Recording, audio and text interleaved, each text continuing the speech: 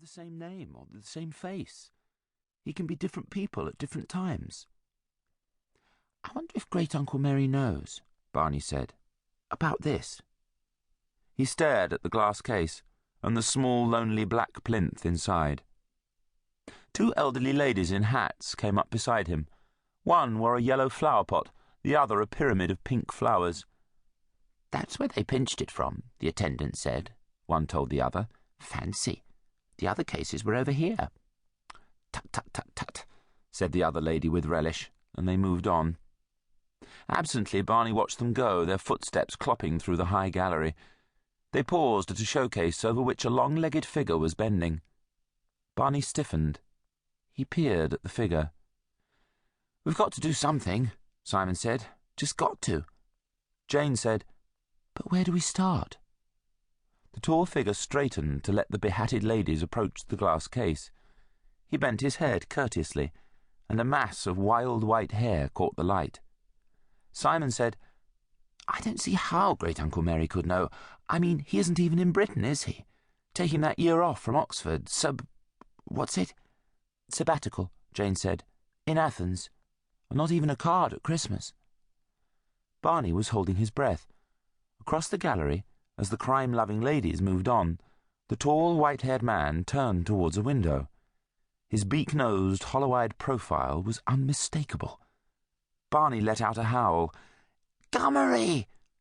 Simon and Jane trailed blinking in his wake as he skidded across the floor. "Great-Uncle Merry!" "Good morning," said the tall man amiably. "But Mum said you were in Greece." "I came back." "Did you know someone was going to steal the grail?" Jane said.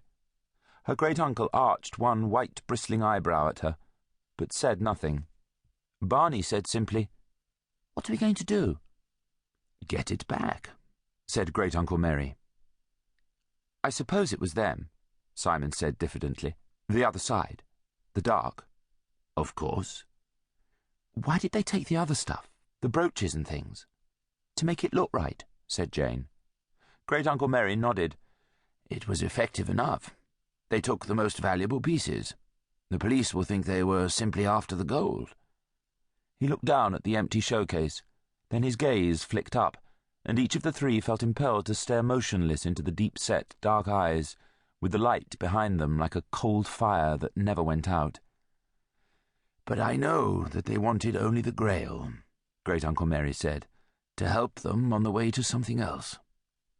I know what they intend to do, and I know that they must at all costs be stopped.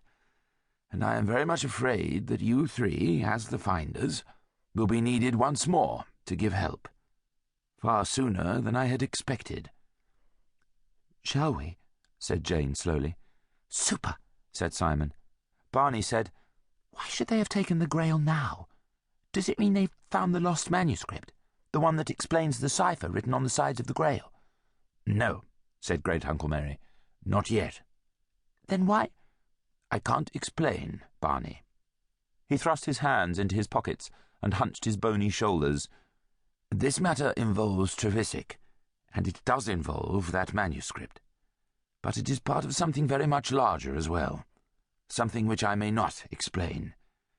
I can only ask you to trust me, as you trusted me once before in another part of the long battle between the light and the dark, and to help if you are sure you feel able to give help, without perhaps ever being able fully to understand what you are about." Barney said calmly, pushing his tow-coloured forelock out of his eyes, "That's all right. Of course we want to help," Simon said eagerly. Jane said nothing. Her great-uncle put one finger under her chin, tilted her head up and looked at her. "Jane," he said gently, "there is absolutely no reason to involve any of you in this if you are not happy about it." Jane looked up at the strongly marked face, thinking how much it looked like one of the fierce statues they had passed on their way through the museum.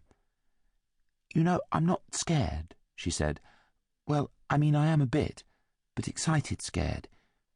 It's just that if there's going to be any danger to Barney, I mean, he's going to scream at me, but he is younger than we are, and we oughtn't—" Barney was scarlet. "Jane!"